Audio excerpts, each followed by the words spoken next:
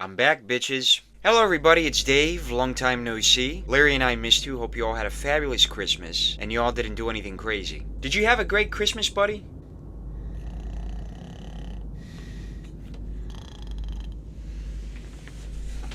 Larry. Larry! I like to bang. What?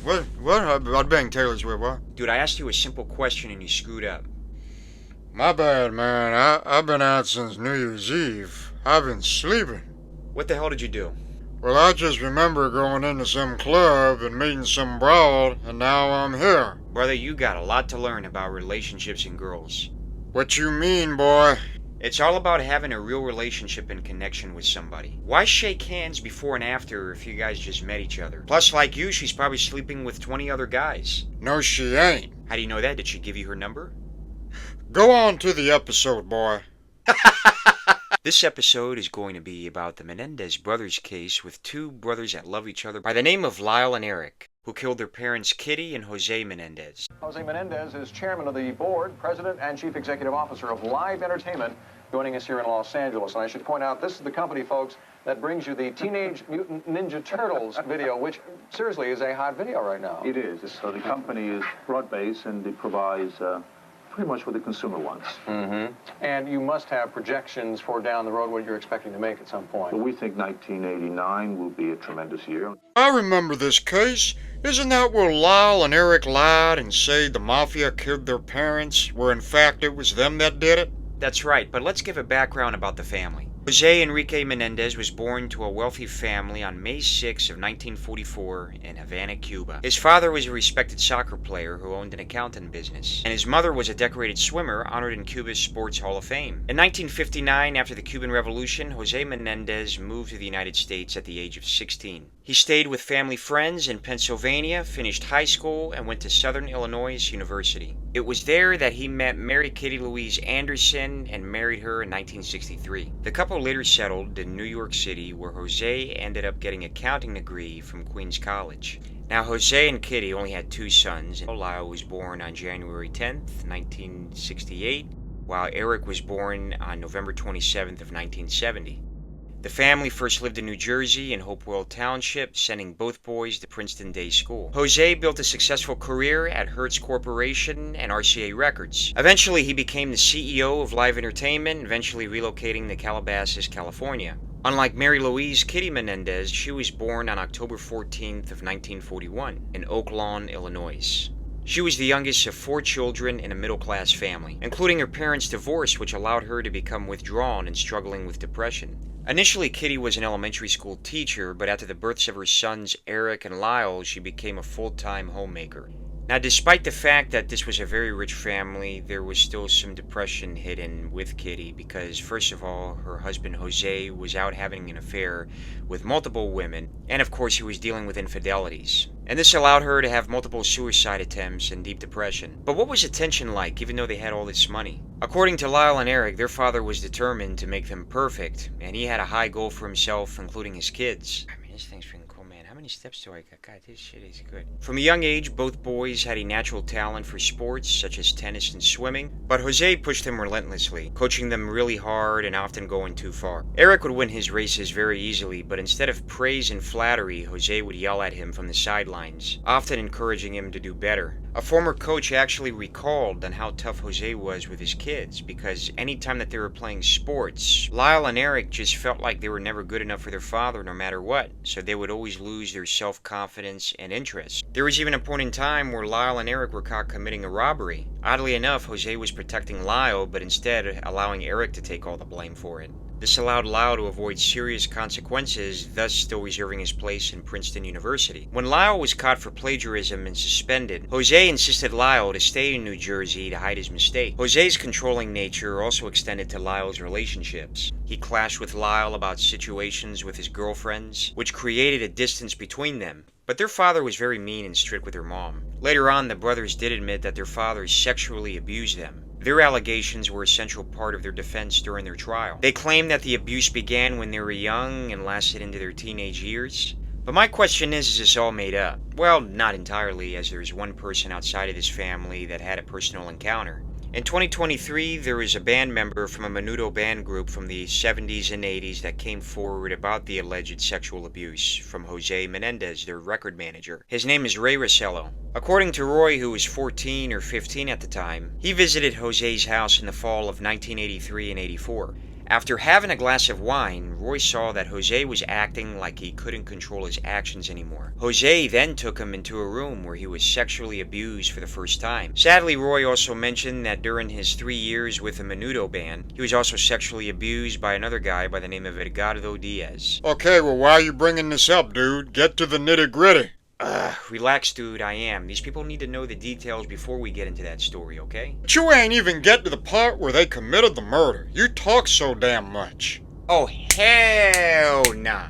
Well, at least I ain't going around sleeping with 35 people, next thing you know, waking up with a stud light in your frickin' mouth. Well, Now, knowing all this, and the boys are getting tired of all this crap, things just build up in the house. So they had enough. On August 18th of 1989, Lyle and Eric went to several gun stores in Southern California to buy handguns. But because of Lyle's driver's license having issues and there was a 2-week waiting period with gun laws, they decided to buy shotguns instead. They purchased a Mossberg 12-gauge shotgun from a Big 5 Sporting Goods in San Diego, California. On the night of August 20th of 1989, Jose and Kitty were watching their movie, The Spy Who Loved Me, in their theater room in their Beverly Hills mansion when all of a sudden Lyle and Eric came in with loaded shotguns and started shooting them. Jose was shot 6 times, including a fatal shot to the back of his head. Kitty was shot 10 times and before the final shot to her face. Lyle then ran to the car to get more ammunition for their shotguns. As previously shown in the video mentioned earlier, now you know why 1989 is in fact a memorial year, especially for Jose and Kitty Menendez. After the shooting, the brothers decided to stay in the house for a few minutes, expecting the police to arrive from the noise that could have been heard from the shootings. They left to get rid of the bloodstained shirts, and they took the shotguns and buried them along Mulholland Drive. They went to a movie theater to maybe buy tickets for the movie Batman to use as an alibi. Instead, they went to the Taste of LA Festival at the Santa Monica Civic Auditorium. When they returned home and saw no police presence, that's when they called 911. Here's the recording. Emergency? Yes, please. What's the problem? What's the problem? What's the problem? Someone killed my parents. Pardon me? Someone killed my parents. What? Who?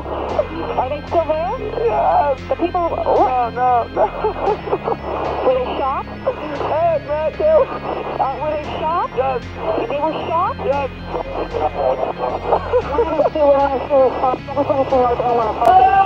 What happened?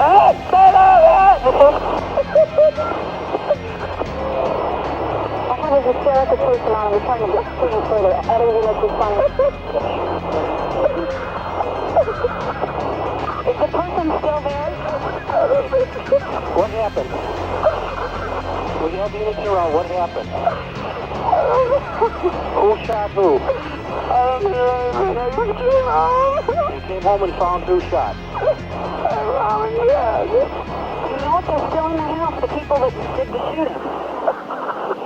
Get away from him! Okay. Let me talk to Eric. Who is the person that was shot? My mom and my dad. Your mom and dad? My mom and my dad. Okay, hold on a second. Okay, we're on our way over there with an ambulance. Okay, I gotta go. Okay. When police officers arrived, the brothers ran to them shouting. The police didn't even conduct gunshot residue on the brothers, which could have indicated that they operated a shotgun. Both brothers even lied to the police, saying that they were somewhere else during the hours of when their parents got killed, and even also suggested that the mafia did this. The crime scene was described by forensic team and officers as one of the most gruesome crime in California history, with blood and brain matter splattered everywhere inside the house. The autopsy showed that Jose's head nearly got decapitated. Kitty's wounds were also severe, which would have also caused severe brain damage, including injuries to her leg, hip, and arm. But after all this that went on, Menendez brothers started spending their parents' money. They spent hundreds of dollars on Rolex watches, Porsches, expensive overseas trips. They would dine in expensive restaurants. And this was all resulting into a life insurance policy that Jose Menendez left, and that was $650,000 in the plan. This led the police to believe that there was a financial motive behind the killings. Eric's high school friend even claimed that Eric confessed to the murders to him, and that he also wrote a screenplay about two boys killing their parents for inheritance. The policeman tried to get Eric's friend to wear a wire so they can hear Eric confess to him about all this, by having the friend wear a wire, but Eric denied it. Further investigation revealed that Lyle had destroyed something on the family computer. Possibly a new will that would have left him less inheritance. Eventually, with all this anxiety that was building up, and Eric losing sleep about the murder of his parents for almost a year, he ended up seeing a psychologist and confessed about the murders and what happened. Then the psychologist passed on the information to the police. Lyle was arrested in March of 1990, while Eric turned himself in shortly after, and both were held without bail.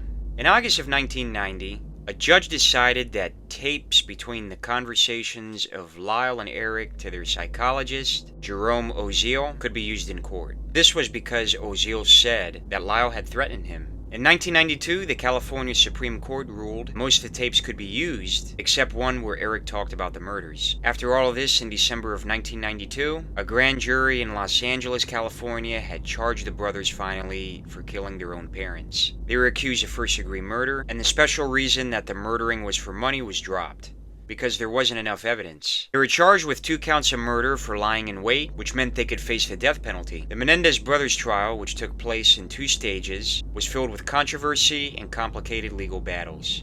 During the first trial of 1993 and 1994, Eric and Lyle Menendez was represented by 2 attorneys by the name of Leslie Ambrinson and Jill Lansing, and they were trying to get the court to believe that the Menendez brothers had killed their parents out of self-defense of years of enduring physical abuse, particularly including the sexual abuse from their father Jose. They also alleged that their mother Kitty was abusive and enabled Jose's behavior, and Lyle also began testifying that his father abused him starting around the age of 6. And according to the brothers, the abuse was so strong that sometimes they would have to sleep with a knife or a gun in their beds, worrying that their father Jose would break into their rooms and sexually assault them. They also claimed they bought the shotguns for self-defense. The prosecution, however, argued that there was no immediate danger, claiming the brothers had planned the murders beforehand.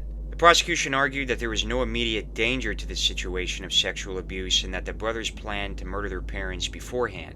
They also argued that the brothers lied to fabricate the sexual abuse that actually happened between them and their father, just so they could avoid legal punishment after the killings. But eventually, a month later, it led to a mistrial. And then we had the second trial between the years of 1995 and 1996. Wait, where'd my glasses go? Only the difference with this trial is that it wasn't as publicized and that the judge didn't allow cameras inside this courtroom. And just like the other trial, Eric testified about the abuse, but some of his testimony was limited. Lyle didn't testify. They also used the evidence from the first trial, including a letter that Lyle had written to his ex-girlfriend. But again, this expert testimony provided that the brothers killed their parents for financial gain. In the end, both brothers were convicted of first-degree murder. They were sentenced to life in prison without the possibility of parole. But in 2023, with the times of the rise of abuse and awareness that children endure with abusive parents, and of course the recent story of Roy Rosello, which supports the claim of abuse in the trial. As of October of 2024, the Los Angeles District Attorney's Office announced that it is reviewing the appeal based on this new allegation, and that's when you have to check out this Netflix series that's been out for a couple months called Monsters, the Lyle and Eric Menendez story. I remember when that happened, I thought the mafia actually did it. I mean, how could these young kids who don't even know the meaning of life and not responsible yet commit this such a horrible act? I definitely think the kids were born with a silver spoon in their mouth, and they were definitely spoiled and rotten. I mean, just saying, being blunt about it. You ain't lying, but how do y'all think this could have been prevented from them being young to young adults? My personal opinion on it, well, I definitely want to say that there was abuse between the father and the kids, no doubt. If they do something really good, that praise and flattery can get them a long way because it allows them to become more motivated in life and being more active with decisions they're making on their own. I also think the father was very selfish because he had a high goal for himself with the kids, and these kids were doing the best that they could to impress their father, even though honestly it should be the other way around. The father impressing the kids, because the kids don't know better, they're picking up from their father. Amen to that. So what's next? Well, what's next is we get the hell out of here and create our New Year's resolutions for February of 2025. I mean, what's yours, Larry? I don't know. I think quitting drinking is one. I guess. Alright, everybody. Alright, everybody. Happy New Year and subscribe. Happy New Year and subscribe. Are you copying me? Are you copying me? Stop it, bro. Stop it, bro. Ah, Jesus. Ah, Jesus. Stop it. Stop it. Larry sucks. David sucks. Damn it. Bitch.